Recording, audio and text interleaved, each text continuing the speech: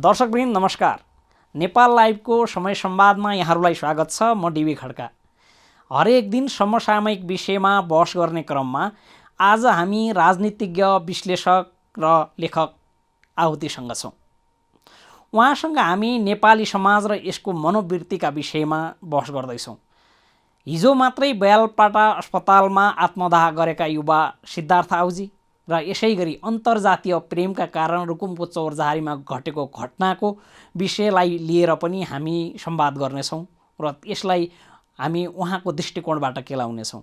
यसै गरी कोरोना कहर र योसँग जोडिएको सङ्कटका विषयमा पनि आज हामी कुराकानी गर्नेछौँ। संवादमा यहाँलाई स्वागत छ। हजुर, धन्यवाद। ताजा घटनाबाटै जाउँ। एउटा सुदूरपश्चिमको एउटा युवा जसले अस्थायी रोजगारी गुमाउनुको पीडा पनि सहन नसकेर आत्मदाह गर्यो। खास गरी सुदूरको सत्य हो यो। त्यो एउटा क्रूप तस्बिर हामीसँग आज छ। यो तस्बिर हाम्रो आँखा अगाडि अहिले पनि नाच्नुमा के चिजलाई दोषी देख्नुहुन्छ तपाईँ? होइन, अब धेरैवटा प्रसङ्ग गुजुल्टिएका छन् होइन एउटा कुरा त। अब किनकि सुदूरपश्चिम भनेर जसलाई भनियो, कर्णाली पारी, मूलतः कर्णाली पारी भनेर बुझ्दा नै ठिक हुन्छ। अब सुदूरपश्चिम कर्णाली पारी भनेर जे भने त्यो लामो समयदेखि केन्द्रीय शासनबाट उत्पीडित रह्यो होइन। विशेषतः काठमाडौँ केन्द्रित शासनबाट त्यो उत्पीडित रह्यो। अब कर्णालीमाथिको उत्पीडन चाहिँ उपेक्षामा आधारित छ। उपेक्षामा आधारित छ। तर चाहिँ कर्णाली पारीको उत्पीडन चाहिँ दमनमा आधारित छ होइन। अब त्यो दमन किन भयो भनेदेखि कर्णाली पारीको सभ्यता, विशेषतः डोटेली सभ्यता भनौँ न, आधारभूत रूपमा डोटेली सभ्यताले चाहिँ काठमाडौँ उपत्यकाको अथवा काठमाडौँको केन्द्रीकृत शासनसँग चाहिँ लामो समयसम्म त्यसले जोरी खोजिराख्यो होइन। त्यसले आत्मसमर्पण गरेन। 19 सालसम्म त्यसले आत्मसमर्पण गरेन होइन। लगातार आफ्नो स्वायत्तता भन्नुहोस् वा विभिन्न नाममा, तर मुख्य कुरा केन्द्रको शासन त्यसले स्वीकार गर्न सहजै तयार भएन होइन। 19 सालपछि मात्रै त्यो चाहिँ अर्को रूपमा त्यो सङ्घर्षमा गएको हो। त्यसकारणले गर्दाखेरि केन्द्रले जहिले पनि त्यो कर्णाली पारीको बस्तीलाई चाहिँ आफ्नो प्रतिद्वन्द्वीको रूपमा होइन, आफूमाथि दागा धर्ने क्षेत्रको रूपमा बुझ्यो र त्यही अनुसार त्यसले दमन गर्यो। एउटा त्यो कारणले गर्दाखेरि सुदूरपश्चिमको जनताको जीवन स्तर चाहिँ निकै ठुलो कमजोर बन्न पुग्यो होइन। अब जात व्यवस्था अनुसारको हेर्ने हो भने पनि ब्राह्मण, त्यहाँको ब्राह्मण चाहिँ अन्य क्षेत्रको ब्राह्मणभन्दा धेरै कमजोर होइन। त्यहाँको दलितको त झन् कुरा गर्ने कुरै भएन, झनै कमजोर। त्यो स्थिति त्यहाँ बन्न पुग्यो र उनीहरूको एउटा सहारा भनेको सुदूरपश्चिमको अथवा कर्णाली पारीको बस्तीको एउटा वैकल्पिक सहारा भनेको चाहिँ मुगलान जाने हो होइन, भारत। किन अब केन्द्रले नहेरिसकेपछि कहाँ जाने त होइन। भनिसकेपछि कि त सहर काठमाडौँतिर थियो, पोखरातिर थियो होइन त, कि त चाहिँ अब इन्डिया जानु पर्यो भनेपछि भारत जाने कुरा थियो। अब दुईवटा स्रोत हो, भारत जाने कुरा थियो। अब अहिलेको यो कोरोनाको स्थिति जो बन्न पुग्यो, फेरि यसको त दुईवटा सन्दर्भ बन्यो। एकातिर चाहिँ भएको रोजगारी गुम्ने, अर्कोतिर वैकल्पिक भारत जाउँला भन्ने सन्दर्भ पनि रोकिएको अवस्था भयो। त्यसले चाहिँ एउटा एक प्रकारको डिप्रेसन, एक प्रकारको चाहिँ नि मनोरोगको हालतमा होइन, उत्तेजनाको हालतमा वा एकदम डिप्रेसनको हालतमा मान्छे पुग्ने अवस्था सुदूरपश्चिमको विशेषतः गरिबहरूको होइन, विशेषतः गरिबहरूको। फेरि अब त्यहाँका पनि बाबुसाहेबहरूको त्यस्तो स्थिति मरिहाल्नुपर्ने हुँदैन। केही समय त टिक्न सक्छन् उनीहरू होइन। त्यही केही समय खेतीपाती छ इत्यादि इत्यादि टिक्न सक्छन्। तर सबभन्दा पिरमा रहेकाहरूको जीवन चाहिँ सबभन्दा कष्टकर बन्न पुग्यो। त्यसमा यो सरकारको कुरा पनि आउँछ फेरि होइन। अब किनकि दुनियाँभरि हेऱ्यो भने के विचित्र भयो नेपालमा, म त अचम्म देखिरहेको छु। दुनियाँभरि हेऱ्यो भने चाहिँ सबभन्दा पिँधका मान्छेहरूको रोजगारी गुमेको इत्यादि सन्दर्भलाई नै सबैभन्दा बढी चाहिँ सरकारले सम्बोधन गर्न खोजेको देखिन्छ होइन। 1-2% 22% जिडिपीसम्म चाहिँ व्यक्तिहरूको खातामा हालिएको छ होइन र होइन। केही नसक्नेले पनि 2-3 महिना जतिको तलब चाहिँ व्यक्तिको खातामा हालिएको छ। त्यो सबभन्दा पिँधका मानिसहरूको हकमा। तर चाहिँ अब पिँधको मान्छेहरूको खातामा त के कसैको 1 पैसा पनि कहीँ पनि गएको छैन होइन। अब स्थानीय तहले भात खुवाएको 30 केजी 15 केजी चामल बाँडेको त्यो अर्को विषय भयो। पछि सबभन्दा पिँधका मान्छेहरू सबभन्दा सङ्कटमा परेको बेलामा चाहिँ हेर्नुपर्ने जो सरकार छ त्यसले न बजेट बनाउँदा त्यो कुरा ल्यायो होइन, न त चाहिँ राहत प्रोग्राम सञ्चालन गर्दा त्यो कुरा ल्यायो, केही पनि ल्याएन त्यसले। भनेपछि यी सबै वर्तमानको सरकार, विगतको सुदूरपश्चिममाथिको उत्पीडन होइन, कोरोना यी सबैको जोडफल अनि फेरि त्यहाँ मर्ने जो सिद्धार्थ होइन त, सिद्धार्थ आउजी हुन्छ, उनी त दलित परे, फेरि त्यो जात व्यवस्थाको पिँध पनि त्यहाँ जोल्ठिङ खायो कि, त्यो सबै कुरा जोल्ठिङ खायो र चाहिँ त्यो घटना देखा पर्यो भन्ने लाग्दछ। यो विषयले जसरी बहस सिर्जना गर्नु पर्थ्यो, जसरी यो चर्चामा रहनु पर्थ्यो र जसरी यसले एउटा नयाँ खालको, जस्तो हाम्रो समाजवाद उन्मुख समाज भनेका छौँ, राज्य व्यवस्था भनेका छौँ, यो समाजमा यो विषयलाई जसरी हेरिनु पर्थ्यो त्यसरी नहेरिनुको कारण चाहिँ के हो? यो त यस्तो छ, समाज कस्तो छ त भनेर नि, समाजको चाहिँ आधारभूत चरित्र हेर्नु पर्यो। पहिलो कुरा यो जातमा आधारित छ होइन, सबभन्दा माथिल्लो जातमा जे घटना घट्छ त्यो नै बजारमा आउँछ, एक सबभन्दा बढी आउँछ। दोस्रो वर्गमा आधारित छ समाज होइन, माथिल्लो वर्गका मान्छेलाई परेको सानो चोट पनि त्यो धेरै अगाडि आउँछ। तेस्रो पितृसत्तावादी छ यो समाज होइन त, पितृसत्तावादी भएको हुनाले महिलालाई पर्यो भनेदेखि त्यो कम आउँछ, पुरुषलाई पर्यो भने बढी आउँछ होइन। त्यसपछि क्षेत्रीय उत्पीडन इत्यादि इत्यादि पनि त्यस्तै हो। यसरी हेर्दाखेरि चाहिँ त्यहाँ के भयो त भन्दाखेरि, एक त सुदूरपश्चिमको कुरा भयो, दोस्रो दलितको कुरा भयो, तेस्रो गरिबको कुरा भयो होइन। त मैले हेर्नुभयो भने सरलै देखिन्छ नि, मतलब अलिकति धनी मान्छेहरू होइन प्लेन चार्टर गरी सरकारले ल्याउँछ होइन त, गरिब मान्छेहरू इन्डियाबाट आउँछन्, उनीहरूलाई नारकीय क्वारेन्टाइनमा हालिदिन्छ होइन, क्वारेन्टाइनको त्यो हामीले देखेका छौँ नि। अनि त्यही क्वारेन्टाइनमा बस्न पुगेका दलितहरू चाहिँ कुकुरसँगै बास बस्न बाध्य हुन्छन् होइन, उनीहरूले छोएको नखाने स्थिति बन्दछ, हुँदाहुँदा त अत्यास लाग्दा कथा के होइन। त्यस कारणले यो सबै त सिङ्गो समाजको बनावटमा आधारित भएर त्यसको पनि समाचार बन्ने नै हुँदो रहेछ होइन, चासो बन्ने कि जो चाहिँ हर्ताकर्ता छ उसको चासो कहिले बन्छ त भन्यो भने सबभन्दा माथि परेकाहरूको पहिला चासो बन्छ होइन। अनि त्यसपछि जस्तो रुकुमको हत्याकाण्डको कुरा गर्नुभयो भने त्यहाँ चाहिँ सबभन्दा माथि भएको पार्टीलाई गडबड हुने भयो क्या, पार्टीलाई चाहिँ उसको भविष्य खतरामा पर्ने भएको हुनाले त्यो अलि बढी चर्चामा आइरहेको छ नि अहिले होइन। र कहीँ न कहीँ त्यो माथिल्लो वर्गसँग जोडिएको छ नि त, जोडिया छ त्यहाँ त राजनीतिक भविष्य जोडिया छ मान्छेहरूको। त्यो कारणले गर्दाखेरि पनि त्यो चर्चामा छ भनेपछि कतै न कतैबाट शासक वर्ग, शासक जाति, शासक लिङ्ग, शासक क्षेत्र त्यसको चाहिँ अलि बढी आउने रहेछ। अरू विषय चाहिँ जतिसुकै गम्भीर भए पनि त्यसलाई अगाडि ल्याउनका निम्ति चाहिँ अहिले पनि सङ्घर्ष नै गर्नुपर्ने अवस्था छ अहिले पनि होइन, त्यसैको चित्र हो जस्तो लाग्छ। त्यो भोकले कोही मर्नु पर्दैन भन्ने जुन नारा र सन्देश सहित प्रधानमन्त्री केपी शर्मा ओलीले बेला बेला राष्ट्रका नाममा वक्तव्य दिइराख्नु भएको छ। अस्ति मात्रै पनि फेरि शुभकामना सन्देश दिँदै त्यही शब्द वाक्य दोहोऱ्याउनु भयो र त्यसको भोलिपल्ट हिजो भोकको भयले एकजना युवा बितेको छ, एकजना युवाले मृत्युवरण गरेका छन्। र यो आम तस्बिर देशभरिकै तस्बिर हो यति बेला, किनभने रोजगारी धेरैको गुमेको छ, कोरोनाको कारण पुरै सङ्कट छ। सरकारले भन्दाखेरि त्यसरी भन्ने, व्यवहारमा त्यस्तो नदेखिने यो दोहोरो चरित्र देखाउन सरकारलाई वा सत्तालाई किन उद्धत गर्छ? किनभने यसलाई थाहा छ ग्राउन्ड रियालिटी सबै कहाँ पुग्न सकिँदैन भन्ने सरकारलाई थाहा छ, र पनि त्यस्ता कुरा गर्न केले उठाउँदो रहेछ? होइन, त्यो त सस्तो लोकप्रियता लिनका निम्ति र आफ्नो वर्गको भोटलाई जीवित राखिराख्नका निम्ति र आम जनतामा भ्रम छर्नका निम्ति यस्ता कुरा त शासकहरूले आम रूपमा बोलिराखेका छन् नि, बोल्छन् नै होइन। संसदवादी पुँजीवादी पार्टीले बोल्ने नै यस्तै हो होइन। त्यसलाई त हामीले करेक्सन गरेर बुझ्नुपर्ने हुन्छ नि होइन। उसले 2 भन्यो भने यसले भन्नु खोजेको कति हो त भनेर त्यसलाई घटाएर बुझ्नुपर्ने हुन्छ होइन। अब जुन बेलामा मैले भने नि यो कोरोनाको आज चाहिँ मोटामोटी पौने 3 महिनातिर हुँदैछ अथवा 2.5 महिना हुँदैछ होइन। यसै पनि देशको कुनै उन्नति थिएन, रेमिट्यान्समै धानिएको देश थियो होइन। अब यो पौने 3 महिनाको बिचमा मान्छे घरमा बन्दी भएको छ होइन। अब जो हुने खाने छ, जसको वर्ग माथि थियो उसको निम्ति लामो छुट्टीको समय जस्तो भयो, त्यो अर्को विषय भयो। तर जो दैनिक ज्यालामा बाँचिरहेको थियो ती सबैको हालत त चौपट छ नि। मैले त्यही भन्न खोजेको कि उनीहरूको खातामा पैसा कहिले गयो त? त्यो त गएन। 1 पैसा कुनै चिजमा भाउ घटेन होइन, कुनै चिजमा भाउ पनि घटेन, आम्दानीको स्रोत पनि छैन। भनेपछि अहिले प्राथमिक रूपमा गर्नुपर्ने कुरा त के थियो त भने सबभन्दा पिँधको मानिसहरूलाई चाहिँ बजेटबाट, त्योभन्दा अगाडि राहत कोषबाट चाहिँ उनीहरूको खल्तीमा पैसा भर्नु पर्थ्यो, थोरै भए पनि होइन। संसारभरि गरे यही हो नि, यो कोरोनाको सन्दर्भमा त संसारभरि गरे यही हो भारतले समेत पनि त्यस्तो क्रूर शासन छ अहिले भारतमा, त्यहाँ पनि मजदुरहरूको खातामा 500 रुपियाँ हालेको छ।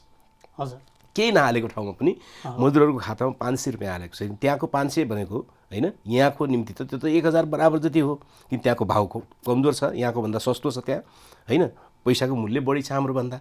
पछि 1000 रुपियाँ मात्रै अहिले प्रत्येक मजदुरको खातामा हालेको भए पनि के हुन्थ्यो स्थिति? मान्छे आतङ्कित हुनु पर्दैन थियो। 2 महिनामा 2000 पैसा हाल्नु सक्दैन थियो र 2 महिनामा 5000 पैसा हाल्नु सक्दैन थियो र सबैलाई हाल्नु पर्ने त होइन नि, सबैलाई हाल्नु पर्ने नि, माथिल्लो वर्गको मान्छेलाई हाल्नु पर्ने त होइन। जो ज्यालादारी श्रमिक छ, जो चाहिँ आज के खाउँ भोलि के खाउँको स्थितिमा छ, तिनीहरूको खातामा पैसा हाल्न सकिन्थ्यो वा उनीहरूलाई नगद दिन सकिन्थ्यो। यसो गर्न सकेको भए यस प्रकारको चाहिँ अब चाहिँ गीत मात्रै गाएर बस्नुपर्ने स्थिति हुँदैन थियो। कोही भोकै मर्दैन भनेर गीत मात्रै गाउने होइन, कोही भोकै मर्दैन भनेर गीत गाउने होइन, माइक्रोफोन समाएर एकछिन बोलिदिने, गएर चाहिँ दुला पसेर आरामले सुत्ने होइन। यो त साह्रै डरलाग्दो कुरा भयो एकातिर। अर्कोतिर उहाँहरूको मुख्य चासो कहाँ देखियो त भन्दाखेरि उहाँहरूको मुख्य चासो त यही मौकामा चाहिँ कमाउने देखियो नि त होइन। त्यो ओम्नी काण्ड त्यही हो होइन, अब चाहिँ औषधि झिकाउने काण्ड, अनि त्यहाँबाट यो चाहिँ पिसिआर भने पनि आरडिटी भने पनि दुनियाँभरि काम नलिसकेका आरडिटी पनि ल्याइ छ, पिसिआर पनि गरेको छ भनेपछि त हुँदा त कस्तोतिर गयो त भने यो सबै मान्छे घरभित्र थुनिएको बेला चाहिँ मौका छोपेर अरबौँको चाहिँ धन्दा गर्न सकिन्छ भन्ने भयो। अर्को यहाँ भइराखेको छ, अहिले कसैले कुरा उठाइराखेको छैन, अर्को गडबड कुरा भइराखेको छ यहाँ। त्यो के भएको छ त भने हरेक असार मसान्तको आसपासमा बजेटमा खर्च नभएको पैसालाई फरफारमा चाहिँ खतम पारिन्छ, लुट्ने चलन छ हो कि होइन। अहिले पनि बजेटको 25% भन्दा बढी खर्च भएको थिएन। अब के भयो त भने मान्छे घर घरमा थुनिएको छ, अब जहाँ खर्च गरिदिनु भयो अहिले त होइन। पछि बजेटमाथिको अर्को लुट यहाँ चलिराखेको छ अहिले। भनिसकेपछि ध्यान अन्तै भयो सत्ताको, सरकार सत्ताको ध्यान चाहिँ आम जनता र त्यसमा पनि पिँधमा रहेका सङ्कटग्रस्त जनताहरूको कसरी चाहिँ नि अहिले जीविकालाई चाहिँ गति दिने त भन्नेमा भएन, ध्यान अन्तै भयो नि।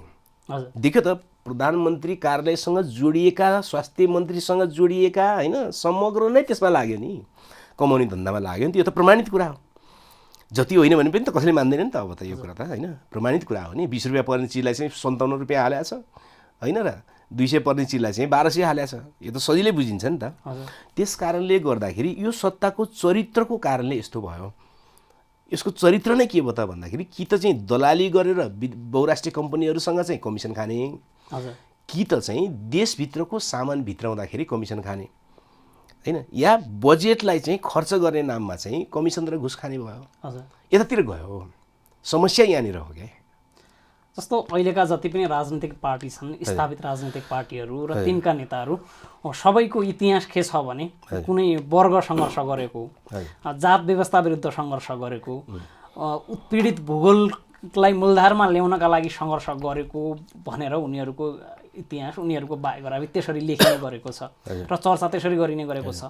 तर अहिले पनि अवस्था हेर्दाखेरि जातको विशेषको कुरा गर्दा त्यही जातिको मान्छे बोल्नुपर्ने, भूगोलको कुरा गर्दाखेरि त्यही भूगोलको मान्छे बोल्नुपर्ने अवस्था कायम छ।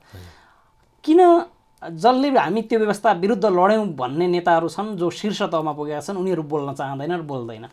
अनि यो त यस्तो भयो, पहिलो कुरा त नेपालको राजनीतिक आन्दोलन जात व्यवस्थाको विरुद्ध चाहिँ कहिले पनि लडेन होइन। वर्ग सङ्घर्ष गर्ने भने कतिपय ठाउँमा वर्ग सङ्घर्ष पनि भयो होइन, वर्ग सङ्घर्ष घटनाहरू पनि घट्यो, त्यसपछि लोकतन्त्रको निम्ति राजनीतिक स्वतन्त्रताको सङ्घर्ष भयो, त्यो कुरा हो। तर जात व्यवस्थाको विरुद्ध चाहिँ नेपालको दुईटै राजनीतिक धारा, लोकतान्त्रिक धारा पनि कम्युनिस्ट भन्ने धारा पनि जात व्यवस्थाको विरुद्ध यो कहिले पनि लडेन। उसले के चाहिँ भन्दै आयो त भने यो छुवाछुत भेदभाव, यताउति भेदभाव चाहिँ गर्नुहुन्न है, यो चाहिँ गलत कुरा हो भन्दै चाहिँ आयो। किनकि जात व्यवस्था भने त त्यो मात्रै होइन नि, जात व्यवस्था भन्दा सिङ्गो अर्थतन्त्र हो, जात व्यवस्था भने त सिङ्गो राजनीतिक संरचना हो होइन, जात व्यवस्था भनेको त सिङ्गो संस्कृति हो होइन, यो तिनटै कुरा हो नि।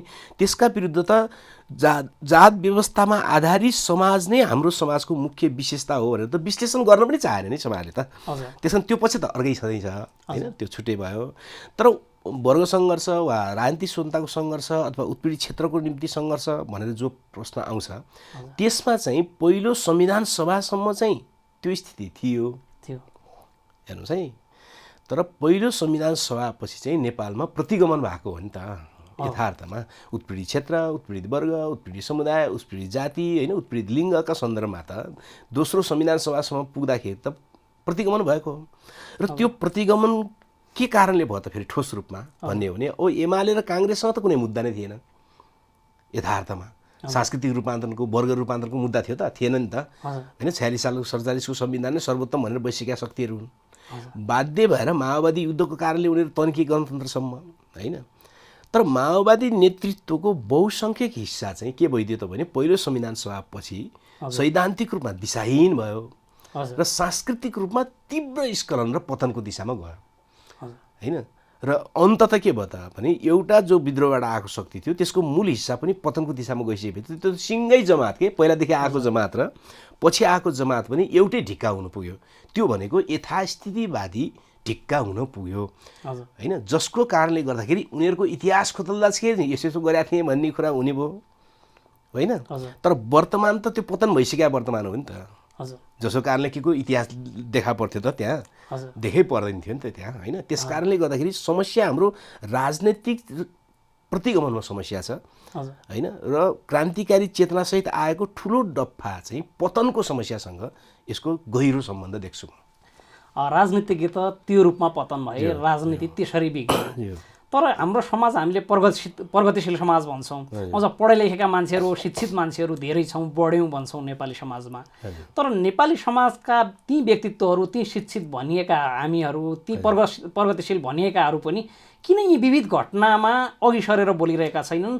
त्यो अरू जातिका भएका कारण नबोलेका हुन्, उनीहरूसँग पनि त्यो लेभलको चेतना नपुगेको हो अझै। यो चाहिँ यस्तो भएको, यो गजबको कुरा छ हेर्नुहोस्। हजुर। किनकि नेपालमा चाहिँ शिक्षा मान्छेले कहाँबाट पायो हजुर भनेपछि एउटा घरबाट पायो अथवा समाजबाट पायो, हजुर, एउटा विद्यालय र युनिभर्सिटीबाट पायो होइन र। हजुर। अब घरबाट समाजबाट चाहिँ उसले के सिक्यो त भन्दाखेरि पितृसत्ता सिक्यो एक, अर्को जात व्यवस्थाको हाइरार्की तहगत संरचना सिक्यो दुई होइन, र बच्चाहरूलाई कुट्नुपर्छ धम्काउनुपर्छ भन्ने सिक्यो तेस्रो, श्रम गर्नेहरूलाई चाहिँ हेला गर्नुपर्छ भन्ने सिक्यो, कलम चलाउने मान्छे मात्रै ठुलो हो भन्ने सिक्यो होइन। यसरी घरबाट यसरी सिक्दै आयो समाजबाट। अब विद्यालय गयो, हाम्रो शिक्षा त कस्तो भयो भने समाजमा भएका कुनै पनि उत्पीडन नपढाउने समाज भयो क्या, शिक्षा भयो क्या। कुनै पनि तपाईँ पनि स्कुल क्याम्पस गएर आउनुभयो, म पनि केही गएँ, कुनै पनि क्लासमा होइन 1 देखि 10 भन्नुहोस् वा अहिले चाहिँ नि मास्टर डिग्रीमा गएपछि समाजशास्त्रमा अलिअलि पढाइ हुन थालेको छ, नत्र भने कुनै पनि क्लासमा पितृसत्ताको विरुद्धको कुनै पनि कुरा छैन होइन र। महिला किन स्वतन्त्र हुनुपर्छ र महिला पुरुष सर किन हो भन्ने बारेमा कहाँ पढ्ने? घरमा त थिएन, समाजमा त थिएन, स्कुलमा पनि छैन, क्याम्पसमा पनि छैन होइन। बरु तपाईँ स्कुल जाने बित्तिकै क्याम्पस जाने बित्तिकै पितृसत्तावादी पाठ्यक्रम चाहिँ त्यहाँ भेटिन्छ होइन। पितृसत्तावादी पाठ्यक्रम त्यहाँ भेटिन्छ, रूढिवादी पाठ्यक्रम त्यहाँ भेटिन्छ। अनि जातको त कुनै नभए 1 कक्षादेखि देखिन्छ, छेत्री छेबाट सुरु हुन्छ। किन एउटा बच्चा गाउँ घरमा छेत्री दलित बाहुन भनेर सिकेर आएको छ, त्यो स्कुलमा गएपछि पनि छेत्री छे पढ्छ, उसको दिमागमा त के पर्छ त? जाति व्यवस्था त राम्रो पर्छ नि। भनेपछि अब क्षेत्रीय उत्पीडन छ, क्षेत्रीय उत्पीडन पढाउँदैन। कुनै पाठ्यक्रम छ त मधेसमाथि उत्पीडन भयो, कर्णालीमाथि पछाडि उत्पीडन भयो, कहीँ लेखा छ त? त्यो त कहीँ पनि छैन, पाठ्यक्रममा त छैन होइन। यसरी के भइदियो भने समाजले पनि उत्पीडनहरूलाई सिकाउँदै ल्याउने, उत्पीडक र उत्पीडित बन्न सिकाउँदै ल्याउने, हाम्रो शिक्षाको सिङ्गो प्रणालीले त्यसलाई छुँदैनछ नि होइन। फेरि सिकाउनु नभ्याएको ज्ञानी नै पाइथागोरसको साध्य सिकाउनु भएको छ, टलमीको साध्य सिकाउनु भएको छ होइन, सबै भएको छ। तर यहाँको उत्पीडन त्यसले सिकाउँदैन, यसको विरुद्ध लड्न त्यसले सिकाउँदैन।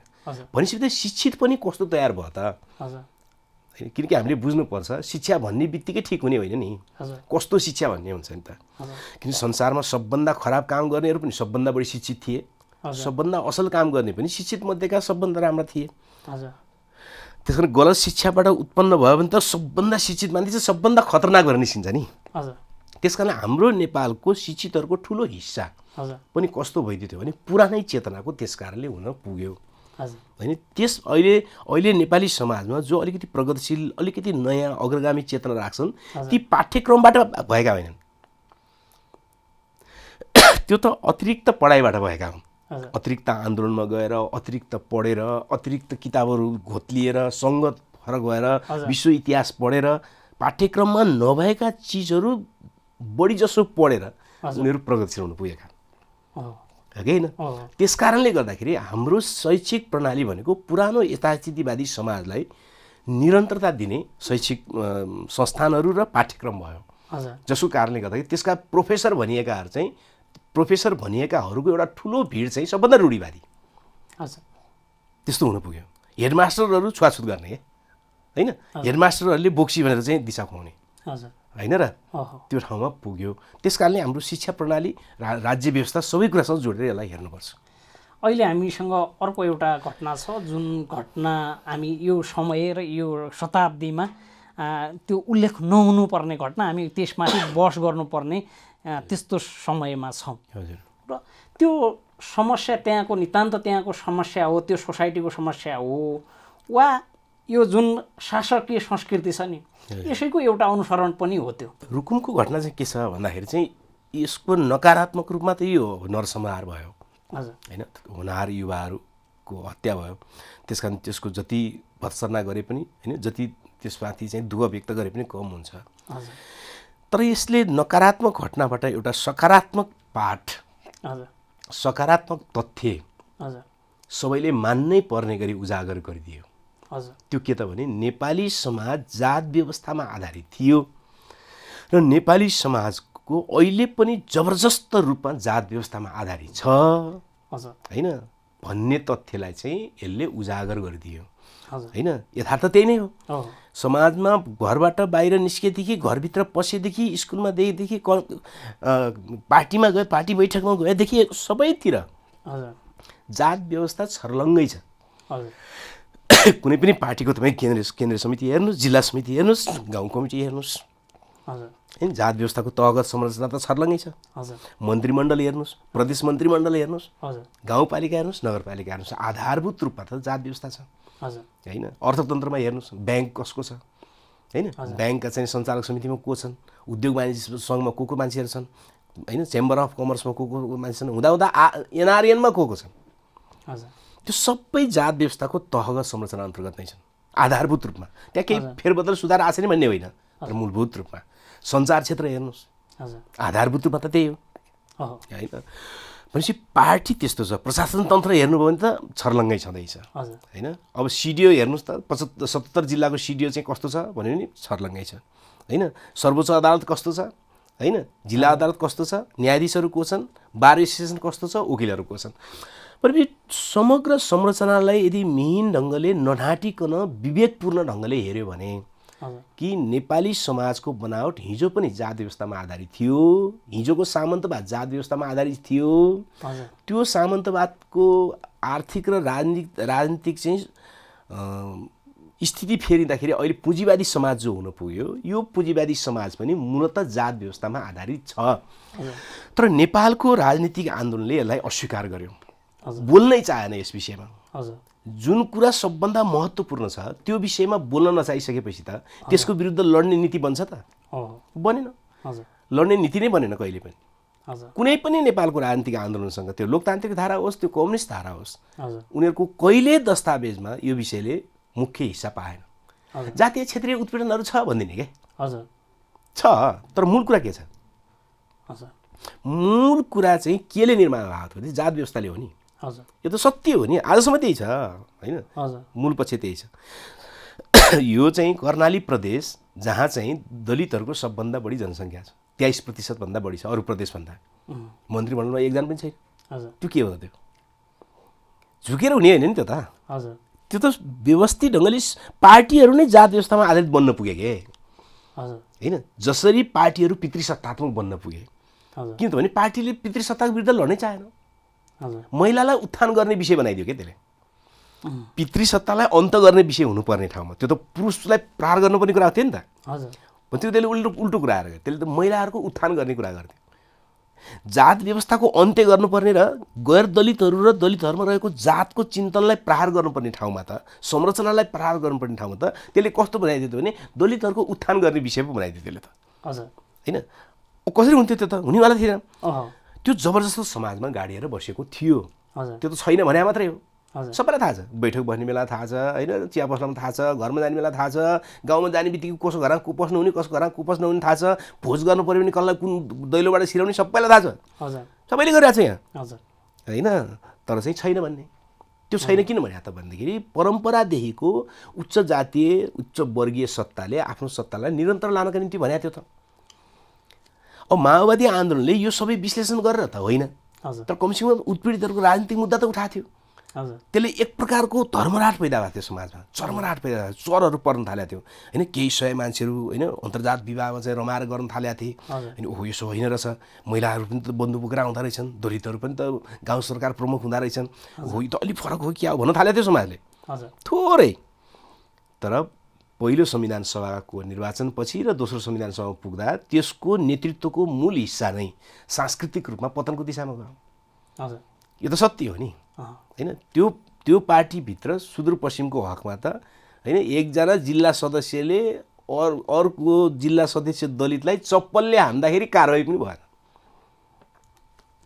उजुरी गर्दा नि कारवाही भएन होइन। प्रतिगमन त सुरु भइसकेको थियो, सुरु भइसकेको थियो नि त होइन। नेतृत्वले ठाउँ छोड्या हुनाले त हो पहिला उत्साहित भएर अन्तर्जात बिहे गरेकाहरू होइन भटाभट छोड्नुपर्ने स्थिति पुगे, किन गाउँ बदलिएको थिएन, घरमा बास हुन सक्दैन, अन्त गएर बस्न सक्ने हालत छैन, अब गर्ने के त, छुट्दै गयो। त्यस कारण माओवादी अलिकति चर्मराउन खोजेको थियो जो जात व्यवस्थामा समाज, जात व्यवस्थावाला समाज, त्यो पनि जनयुद्धको कारणले अलिकति चर्मराउन खोजेको थियो। त्यो पनि माओवादी नेतृत्वको पतनको कारणले त्यो फेरि पुरानै ठाउँमा बस्यो। त्यसैको परिणाम हो अहिले रुकुमको चाहिँ घटना होइन। अब हुन त अब त्यो घटनालाई चाहिँ बङ्ग्याउन चाहने इत्यादि समाजमा जहिले पनि निस्किन्छन्, त्यो अर्कै विषय, विभिन्न दृष्टिकोणबाट अहिले पनि विश्लेषण भइरहेछन्, निस्किन्छन्। त्यो ननिस्कि विभिन्न स्वार्थ हुन्छ मान्छेका, त्यसैलाई भजाउन खोज्छन् मान्छेले होइन, त्यो अर्कै विषय भयो। तर मुख्य कुरा त सर्लङ्ग छ त सबैले बुझ्ने गरी कि त्यो जातमा आधारित कुराले समस्या उत्पन्न भएको थियो। हिन्दू उच्च जातीय अहङ्कार प्रदर्शन गर्दाखेरि त्यहाँ हत्या भयो, योजनाबद्ध न हो त्यो त। तीनतिरबाट घेर्ने चारतिरबाट घेर्ने भने के बिना योजना हुन्छ त्यस्तो, त्यो त हुँदै हुँदैन नि। त्यो योजना कुन स्तरको थियो त्यो अर्कै विषय हो, तर त्यो योजनाबद्ध होइन। भनिसकेपछि यो के कारणले त भन्दाखेरि जात व्यवस्था चाहिँ समाजको मुख्य निर्देशक अहिले पनि छ। यो शिक्षा चाहिँ यो घटनाबाट कसैले काट्नै नसक्ने गरी स्थापित भयो होइन।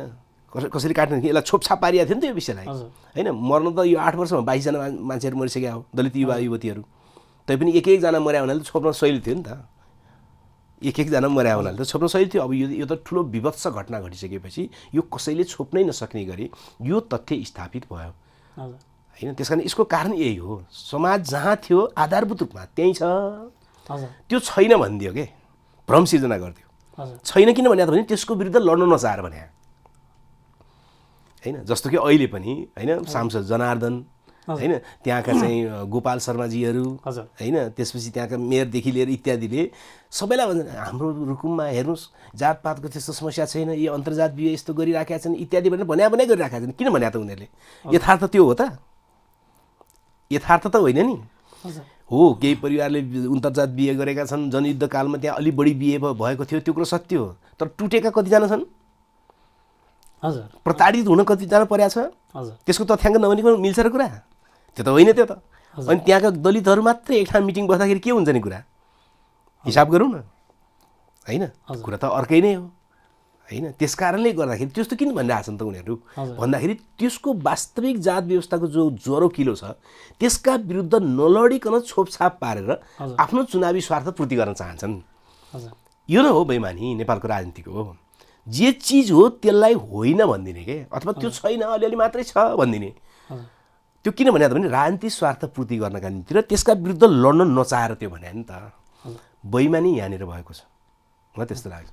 जस्तो राजनीतिक रूपमा एजेन्डा त यो लामो समयदेखि बन्यो, जात व्यवस्थाका कुरा पनि अरू उत्पीडनका कुरा पनि, तर यसमा नेतृत्वको आत्मदेखि नै स्वीकृति थिएन यसमा यो विरुद्ध लड्नुपर्छ भन्ने। फेरि प्रश्न पार्न चाहन्छु, नेपालको लोकतान्त्रिक भन्नुहोस् वा कम्युनिस्ट भन्नुहोस्, दुईटै राजनीतिको अहिलेसम्म पनि जात व्यवस्था विरुद्ध लड्नुपर्छ भन्ने राजनीतिक एजेन्डा कहिले पनि छैन। छुवाछुत भेदभाव हटाउनुपर्छ भन्ने छ होइन। छुवाछुत भेदभाव भने त जात व्यवस्थाले जन्माएको एउटा परिणाम पो हो त, उत्पादन पो हो त। त्यो उत्पादन गर्ने ग्राउन्डको को विरुद्ध लड्ने त नेपालको राजनीतिको एजेन्डा कहिले पनि छैन। जस्तो कि यो एकदम ध्यान दिनुपर्ने यो छ, जस्तो कि बलात्कारीलाई सजाय गर्नुपर्छ, बलात्कार हुनु हुँदैन भन्ने छ, तर पितृसत्तावादका विरुद्ध लड्ने कानुन छ त नेपालमा? छैन नि, होइन? पितृसत्तावाद रहेसम्म त बलात्कारी पुरुष त जन्मिरहन्छ, हो कि होइन? त्यस्तै छुवाछुत भेदभाव जस्ता चिजहरू पनि जन्मिरहन्छन्। किन त भन्दाखेरि जात व्यवस्था जबरजस्ती बचाएर राखेको छ, होइन? त्यसमा जात व्यवस्थासँग लड्ने राजनीतिक एजेन्डा नेपालको राजनीतिक आन्दोलनसँग कहिले थिएन, अहिले पनि छैन। त्यही त हो सबभन्दा डिफेक्ट। जात व्यवस्थाबाट जन्मिने चिजसँग चाहिँ त्यस्तो गर्न हुन्न भन्ने छ क्या, बुझ्नुभयो कुरा? होइन, छुवाछुत भेदभाव चाहिँ गर्न हुन्न, यसको विरुद्ध कानुन गर्नुपर्छ, शिक्षा गर्नुपर्छ, सामाजिक रूपान्तरण गर्नुपर्छ भन्ने छ। तर छुवाछुत भेदभाव जन्माउने जात व्यवस्था छ नि, जो आर्थिक अर्थतन्त्र संस्कृति राजनीति छ नि, त्यसलाई त भत्काउनुपर्छ भन्ने छैन त एजेन्डा कहिले पनि। त्यही नभएर त बिग्रेको हो। जात व्यवस्थाको विरुद्ध लड्ने एजेन्डा नेपाल र भारत दुइटैमा छैन राजनीतिमा, होइन? दलितहरूको त उत्थान गर्ने भन्छ क्या त्यसले, होइन? जस्तो कि ल दलितहरूको त उत्थान गर्ने, उपाध्याय ब्राह्मण र जैसीको बिचमा भेदभाव भएकोलाई के गर्ने त? त्यसमा यसको उत्तर छ त यो राजनीतिक आन्दोलनसँग? ल दलितहरूको त उत्थान गरिदिने, ल मानियो, होइन? जैसी र उपाध्यायको बिचमा भएको भेदभावलाई चाहिँ के गर्ने त? त्यसमा कायम राखिराख्ने? यसको मतलब त कायम राखिराख्ने भने हो नि त? त्यस कारणले गर्दाखेरि जात व्यवस्थासँग लड्ने नेपालको राजनीतिक आन्दोलनसँग कहिले एजेन्डा भएन। यही सबभन्दा दुर्भाग्य भयो। अब यो नियतपूर्वक कि होइन, नियतपूर्वक कि स्वाभाविक भन्ने छ। अहिले चाहिँ नियतपूर्वकै रोक्न चाहने, उत्पीडितहरूको मुक्तिलाई रोक्न चाहनेहरूको एउटा ठुलो डफ्फा सत्तामा देखा पर्यो। उत्पीडितहरूको जागरणपछि यो उत्पीडितहरूको जागरणभन्दा पहिले चाहिँ नियतपूर्वक होइन, दृष्टिकोणै त्यस्तो बनाउन नसक्या। पुष्पलालको, बिपी कोइरालाको चाहिँ नियत खराब हो भनेर अहिले भन्न मिल्दैन, होइन? किनकि उनीहरूले जात व्यवस्थामा आधारित समाजको त्यो ढङ्गले विश्लेषण गर्न नसक्दाखेरि रणनीति बनाउन नसक्या हो। त्यस कारण उनीहरूको पार्टी स्वयं जात व्यवस्थामा आधारित बन्न पुग्यो क्या, उनीहरूको पार्टी स्वयं जात व्यवस्थामा आधारित बन्न पुग्यो। त्यस कारणले गर्दाखेरि अहिले चाहिँ नियत नै उत्पीडितहरूलाई पछाडि राख्नुपर्छ, विभिन्न नाममा पछाडि राख्नुपर्छ भन्ने कुरा चाहिँ दोस्रो संविधान सभामा पुग्दाखेरि छर्लङ्गै एउटा गुटै देखा पर्यो, एउटा टिम नै राजनीतिमा, होइन? त्यो नै अहिले हाबी छ। अहिले चाहिँ नियत समेत गाँसियो। इतिहासमा चाहिँ नियत होइन कि सैद्धान्तिक कमजोरी भयो, त्यस्तो लाग्छ मलाई। यसको ज्वरो उखेल्नका लागि राजनीतिक आन्दोलन नै जरुरी पर्छ कि सामाजिक अभियानले पनि यसलाई निम्त्याउन पार्न सकिन्छ? सामाजिक अभियान भने के हुँदो रहेछ त? एकचोटि हेरौँ न त। सामाजिक अभियान भने के रहेछ त भन्दाखेरि चाहिँ मूलत दिमागलाई कन्भिन्स गर्ने विषय हो, होइन? मानिसको चेतना स्तरलाई बढाउने, त्यो छलफल गरेर बढाउने हो मूलत। भनेपछि सामाजिक अभियानहरू चाहिन्छ, सांस्कृतिक सामाजिक अभियानहरू चाहिन्छ। त्यसले चेतनालाई छलफल बहस वस्तुगत स्थिति नभए पनि के चेतनालाई चाहिँ बढाउनका निम्ति त्यसले मद्दत गर्छ, उत्प्रेरित गर्छ। कहिलेकाहीँ त्यसले तीव्र गति पनि लिन्छ, होइन? तीव्र गति पनि लिन्छ। तर मुख्य चाहिँ त्यो हुँदैन, त्यो सहायक हुन्छ। मुख्य चाहिँ के हो त भन्यो भने मुख्य चाहिँ जात व्यवस्थाको मुख्य दुईटा सेक्टरमा परिवर्तन आउनुपर्छ। एउटा अर्थतन्त्रको बनावटमा, होइन? अर्को राजनीति र प्रशासनको बनावटमा, होइन? अर्थतन्त्रको बनावटमा भने के त भन्दाखेरि जात व्यवस्थामा आधारित भएर नै अहिले पनि आर्थिक क्षेत्रको गतिविधि गर्ने अवसर भइराख्ने छ नि त, त्यो भत्किनुपर्छ, होइन? जस्तो कि भत्काउनु कसरी भत्काउनु त हेर्नुहोस् है। म तपाईँलाई सानो उदाहरण राख्छु। नेपालमा पैसा कहाँ छ व्यवहारिक भाषामा के भन्दाखेरि दुई ठाउँमा पैसा छ। एउटा जमिनमा पैसा छ, अर्को ब्याङ्कमा पैसा छ, होइन? अब आजको उद्योग धन्दा गरेर सम्पूर्ण हुनका निम्ति त मान्छेले व्यवसाय गर्नु पर्यो। व्यवसाय गर्न त पुँजी चाहियो, होइन? अब त्यो पुँजी दुई ठाउँबाट निर्माण गर्ने कुरा भयो। एउटा जमिन बेचेर पुँजी निर्माण गर्ने, अर्को बैङ्कसँग ऋण लिने, होइन त? अब जमिन बेचौँ, गरिबसँग दलितसँग जमिन नै छैन, बैङ्कसँग ऋण लिन जाने बित्तिकै कोल्याटर ल्याऊ भन्छ।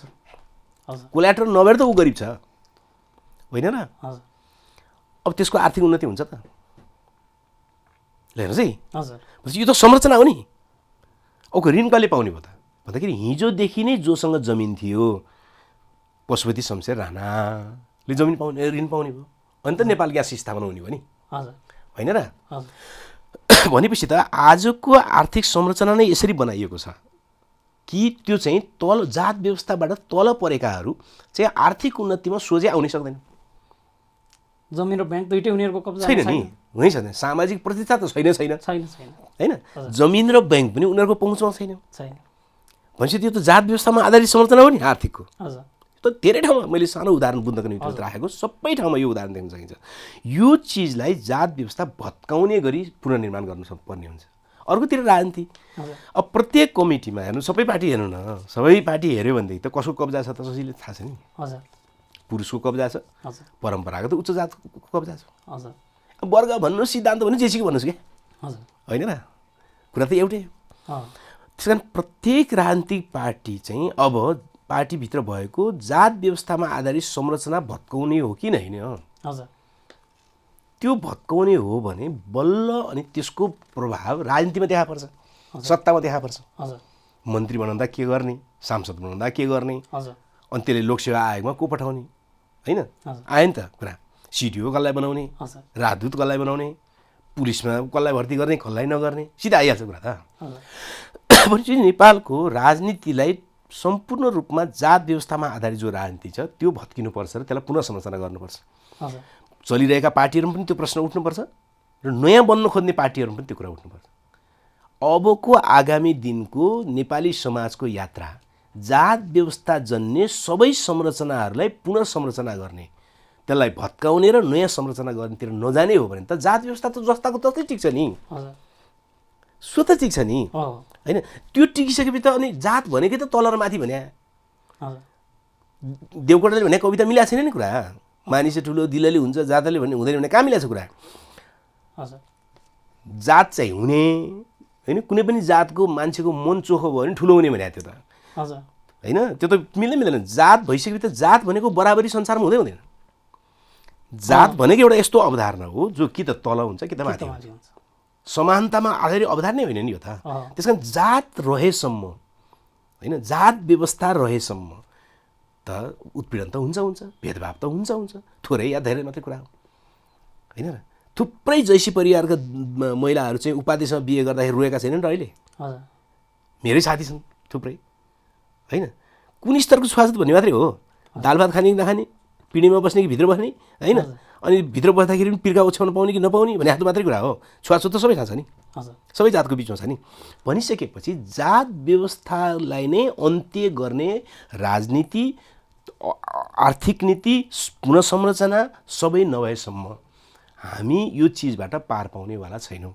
होइन त्यस कारणले अबको दिनमा त्यो हुनुपर्ने हुन्छ जस्तो लाग्छ यहीँनिर अहिले हामी जुन बहस यहाँ गरिरहेका छौँ विश्वकै उन्नत देश भन्ने लोकतान्त्रिक भन्ने देशले एउटा खालको मानवीय विभेदको अहिले बहस झेलिरहेको छ र हामीले हाम्रो आफ्नो जात व्यवस्थाको बहस यहाँ झेलिरहेका छौँ मानव जातिले नै यो जुन एक खालको रङ्ग वर्ग लिङ्ग यो जुन विभेद छ त्यो मानव जातिले नै निर्माण गरेको र यो यसको के अन्त्य अनन्त जस्तो देखिएको भन्ने विश्लेषणहरू यो दुईटा कुराहरूलाई कम्पेयर गर्दा मान्छेले गर्ने गरेका छन् तपाईँ त्यस्तो देख्नुहुन्छ यो त यस्तो हो नि मानव जातिले निर्माण गरेर त हुँदै हो नि मानव जातिको एउटा पङ्क्तिले शासकले निर्माण गरेन हो अर्कोलाई शोषण गर्नलाई होइन व्हाइटहरू युरोपियन व्हाइटहरूले चाहिँ किन गरिबहरूलाई चाहिँ कालाहरूलाई चाहिँ नराम्रो भने त तिनीहरू कमसल भने त भन्दाखेरि उनीहरूलाई लुट्न त हो हजुर होइन र पुरै अफ्रिका ल्याटिन अमेरिका एसिया लुटेर बनेन हो युरोप अरू त केही पनि होइन होइन त्यो लुट्नका निम्ति उनीहरूलाई दास बनाउनका निम्ति उनीहरूको सम्पत्ति लुट्नको प्राकृतिक साधन लुट्नका निम्ति उनीहरूको रङ्ग नराम्रो उनीहरू मान्छे कमसल भनेर एउटा अवधारणा बनायो उपनिवेशवादले होइन अवधारणा बनाएको अब अमेरिकाको सवाल मात्रै छैन विश्वव्यापी रूपमा के भयो त भन्दाखेरि शोषक वर्गले के चिजलाई उपयोग गर्दाखेरि आफ्नो शासन बढी जान्छ कि त हामी हेरौँ न त्यही अमेरिका हो जसले दोस्रो विश्वयुद्धपछि जापान र युरोपको डिजाइन गर्यो हो सबैलाई थाहा छ नि जापान र युरोपको डिजाइन गर्यो दक्षिण कोरियाको डिजाइन गर्यो सबैलाई थाहा छ ताइवानको डिजाइन गर्यो तर अमेरिकाकै तल्लो वर्गका कालाहरूलाई पिट्ने काम बाहेक केही गरेन यो हो नि सत्य त उनीहरूको पछिमा कहाँ खर्च गर्यो उसले गरेन नि होइन सबै विद्वानको पुस्तक गऱ्यो भने यही त भेटिन्छ होइन। त्यसका बावजुद त्यहाँ थुप्रै सामाजिक जागरणका कामहरू भए होइन। ब्ल्याक प्यान्थर सोसियल मुभमेन्ट भयो होइन। त्यसपछि आएर चाहिँ अब निग्रो शब्द हटाइयो होइन। त्यसको सट्टा चाहिँ ब्ल्याक अमेरिकन भनियो, कतै ब्ल्याक भनियो, कतै अफ्रिकन अमेरिकन भनियो इत्यादि पहिचानहरू खोज्दै त्यहाँ सामाजिक जागरणका धेरै अभियानहरू त्यहाँ चले। त्यो अभियानको प्रभावस्वरूप व्हाइटहरू र अन्य रङका मान्छेहरूमा पनि यो कुरा चाहिँ गलत हो भने नागरिक समाजमा चाहिँ एक स्तरमा राम्रोसँग स्थापित छ। हजुर। तर त्यहाँको प्रशासन र त्यहाँको सेना र त्यहाँको चाहिँ मुख्य शासक वर्ग जो छ नि व्हाइटहरूको होइन, त्यो व्हाइट हाउसको नाम फेर्न तयार छैन नि उनीहरू होइन। भनिसकेपछि मैले प्रतीकात्मक रूपमा भनेको किनकि त्यो व्हाइट शासन जो छ उनीहरू त्यसलाई जबरजस्त रूपमा राख्न चाहन्छन् र कालाहरूलाई चाहिँ सिर्फ मजदुरको रूपमा व्यवहार गरिराख्न चाहन्छन्। उसलाई मजदुरको रूपमा तब नै व्यवहार गरिराख्न पर्न सकिन्छ जब उसमाथिको अपमान र उसका चाहिँ पहुँचहरूलाई कमजोर पारिन्छ होइन। पहुँचलाई कमजोर पारिन्छ त मजदुरलाई त थर्किन्छ नि, त्यो कहाँ आउँछ त माथि आउनै सक्दैन। त्यस कारणले गर्दा यो त योजनाबद्ध रूपमा शासक वर्गले शोषक वर्गले रङ्गका आधारमा कहीँ जातका आधारमा कहीँ लिङ्गका आधारमा होइन उसले आफ्नो शासनलाई लम्ब्याउनका निम्ति त्यो अवधारणाहरूलाई पनि मलजल गरिराखेको हो। अहिले भारतमा हिन्दुत्वको मलदल जस्तो होइन त्यही समाज हो जहाँ चाहिँ दक्षिण एसियामा चाहिँ धर्मनिरपेक्षताको त्यत्रो ठुलो जनसङ्ख्यामा होइन धर्मनिरपेक्षताको चाहिँ जग्गा हाल्या हो नि त त्यो समाजले। सत्य कुरा हो नि त्यो होइन र। त त्यही समाजमा अब आफ्नो राजनीतिलाई अगाडि बढाउन अहिलेको चाहिँ भारतीय चाहिँ नि कमजोर हुँदै गएको पुँजीवादलाई पुँजीपति वर्गलाई चाहिँ फेरि शासनमा ल्याउनका निम्ति हिन्दुत्वको एउटा बिल्कुल नयाँ जस्तो लाग्ने होइन एकदम खराब अवधारणा अन्तर्गत अगाडि ल्यायो होइन र। भनिसकेपछि यो चाहिँ शोषक वर्गले बेला बेलामा गर्ने आफ्नो शासन के गर्दाखेरि लम्बिन्छ त भनेर गर्ने प्रयोगहरूभित्र पर्छ र व्हाइटहरूले चाहिँ व्हाइट शासकहरूले होइन वर्गीय रूपमा व्हाइट पुँजीपति वर्गले चाहिँ अमेरिकामा चाहिँ त्यो हदखण्डा मचाइरहेको छ भएको त यही नै हो। त्यस कारण यहाँ चाहिँ मानव जातिले बनाएको र अनन्त जान्छ राखिरह्यो भने त जान्छ नि किन नजाने र होइन। त नराख्न चाहँदाखेरि त जेलहरू बन्द भएको देशहरू पनि त जन्मिसक्यो नि त संसारमा होइन र। नराख्न चाहँदाखेरि र त्यो ढङ्गले शासकहरूले मेहनत गर्दाखेरि त अपराधै घट्दै जाने र अपराध नहुने र जेलै राख्नुपर्ने स्तरमा हुँदो रहेछ नि त। त्यो त सम्भव रहेछ नि। तर नगरिसकेपछि र त्यसलाई टिकाउँछु भनेर गइरहेपछि त हदखण्डा चलाइरहिसकेपछि त अब त्यो त रहन्छ। त्यस कारण अनन्त जाने कुरा यो होइन। उत्पीडितहरू हारेको हुनाले चाहिँ अनन्त जाने भयो होइन। उत्पीडितहरू र उत्पीडकभित्रको पनि प्रगतिशील जमातले जब हार्छ नि त्यसपछि त्यो अनन्त जान्छ। त्यसैले यो अनन्त जाने विषय होइन, यो हल गर्न सकिने विषय हो, हल हुन्छ। जहिले पनि अहिले हामीले कोरोना सङ्कट झेलिरहेका छौँ। जुनसुकै सङ्कटमा पनि झन् पछि पर्ने झन् पछि पर्ने चाहिँ पछि पारिएको वर्ग नै हुन्छ, पछि पारिएको जात नै हुन्छ। र अहिले पनि झन् तल झरिरहेको झन् गरिबीमा पिल्सिरहेको चाहिँ त्यही समूह छ। यो समूहलाई यो सङ्कटबाट उन्मुक्त दिनका लागि राज्यले कसरी सोच्नुपर्छ, शासकले कसरी हेर्नुपर्छ? होइन अहिले त यस्तो थियो नि, अहिले त के थियो भने नेपालको हकमा चाहिँ अरू देशको छोडौँ, अरू देशका आफ्ना विशेषताहरू नेपालको हकमा नेपालभित्र मोटामोटी कति बेरोजगार हुन सक्छन् भनेर एउटा तथ्याङ्क हुनु पर्यो नेपालभित्र। त्यसपछि विदेशबाट मोटामोटी कति आउन सक्छन् त? सबै त फर्किने स्थिति छैन, त्यहाँ पनि सबै फर्काउने स्थिति छैन, त्यहाँ रोजगारी रहनेवाला छ। तर न्यूनतममा यति अधिकतममा यति भन्ने कुरा हिसाब हुनु पर्यो होइन। ल मान्नुहोस् मेरो सरस्वती अध्ययनमा मोटामोटी 7 देखि 8-10 लाखसम्म मान्छेहरू फर्किनेवाला छन् तेस्रो मुलुकबाट, भारतबाट होइन तेस्रो मुलुकबाट। अब 7 देखि 10 लाख मान्छेहरू फर्किनेवाला छन् भनिसकेपछि त्यसलाई हामी कहाँ सेट गर्छौँ? कुरा त यहाँ आउनु पऱ्यो। पछि हामीसँग सेट गर्ने ठाउँ कतिवटा छ त भनेर हेर्नु पऱ्यो। उद्योग धन्दा कल कारखाना हामीसँग छैन होइन। अब 10 लाख मान्छेले भिख माग्न थाल्यो भने पनि दिने मान्छे छैन। हेर्नु पऱ्यो नि सेट कहाँ गर्ने भनेपछि हामीसँग एउटै मात्रै क्षेत्र छ, त्यो हो कृषि होइन। कृषि नै यस्तो क्षेत्र हो जहाँ हामीले 8-10 लाख मान्छेलाई सङ्कटको बेलामा योजनाबद्ध लाग्दाखेरि सेट गर्न सकिन्छ। तर भइदियो के त नेपालको त भन्दाखेरि त्यही कृषिको हालत चौपट छ होइन। अब चाहिँ कृषि मन्त्रीले एकदम ठुल्ठुलो कुरा गर्नुभयो तर चाहिँ बजेट त हालत चौपट छ, कसरी गर्ने होइन। भनिसकेपछि गर्नुपर्ने नेपालको हकमा कृषिको निम्ति सबभन्दा मेहनत गर्नु पर्थ्यो। त्यसो गर्न सक्ने हो भने यहाँभित्रको बेरोजगारीलाई पनि हामीले एक हदसम्म सिस्टममा ढाल्न सकिने र विदेशबाट आउने कोही दक्ष आउलान् कोही अध्यक्ष पनि आउलान्, दुइटै आउलान् नि, त दक्ष मजदुर पनि आउलान् अथवा सिकेर केही पनि आउलान्, तिनलाई पनि प्रवर्धन गर्न सकिने होइन। कोही मान्छे कृषिमै जान्न भन्छ भने पनि किन जान्न भन्छ त भने उसले वैकल्पिक सम्भावना र उसको सिप भएपछि जान्न भन्ने त हो नि। त्यो मान्छेलाई त अन्त जान दिए भइहाल्यो, अर्को क्षेत्रमा जान दिए भइहाल्यो। जो मान्छे एकदम गर्नै नसक्ने हालतमा आउँछ उसलाई कृषिमा लान सकिन्थ्यो। यो डिजाइन हुनु पर्थ्यो आधारभूत कम्तीमा। तर यसमा कुनै गम्भीरता देखिँदैन, कुनै गम्भीरता देखिँदैन। अब कुनै योजना देखिँदैन होइन। अब चाहिँ अब पुरानै कुरा छ धेरै जसो। त्यसले गर्दाखेरि चाहिँ म के देख्छु भने अब निकै ठुलो यदि चाहिँ यो विदेशमा जहाँ काम गर्न गएका छन् युवाहरू त्यहाँबाट यदि ठुलो सङ्ख्यामा आउने स्थिति बन्यो भनेदेखि चाहिँ त्यसले निकै ठुलो आर्थिक सङ्कट र जीवनमा सङ्कट होइन उत्पन्न गर्ने देखिन्छ। अब यसले फेरि हाम्रो सबभन्दा अर्को ठुलो बजार भनेको चाहिँ श्रम विकासको बजार भनेको भारत थियो। तर भारतमै अहिले 14 करोड बेरोजगारी सृजना भइसक्यो होइन। भारत नै 14 करोड बेरोजगारी सृजना भइसक्या हुनाले होइन अब नेपालीहरूको निम्ति अतिरिक्त श्रम क्षेत्र भारत बन्न सक्ने भने अब देखिँदैन अहिले।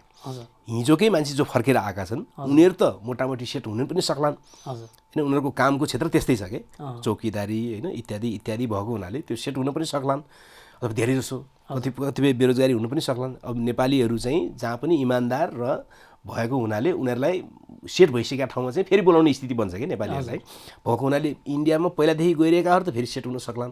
तर नयाँ श्रम क्षेत्र त बन्ने भएन अहिले। उनीहरूका नै 14 करोड त चाहिँ बेरोजगारी भइसक्यो। त्यो चक्र भरिनको निम्ति उनीहरूलाई 1-1.5 वर्ष 3-4 वर्ष लाग्नेवाला छ त्यो मन्दीबाट उत्रिनलाई।